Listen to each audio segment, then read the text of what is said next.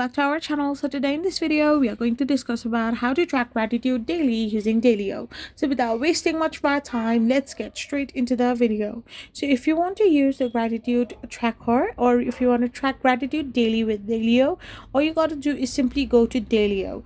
Once you're in your Daylio, to track gratitude you need to create a dedicated grateful mood icon or use a specific activity like gratitude practice, and then log into your daily account with your overall mood and add details about what you think or what you are thankful about. So once you have done this, you will be able to simply track like thankfulness in the notes section or as an activity tag for deeper reflection and pattern analysis.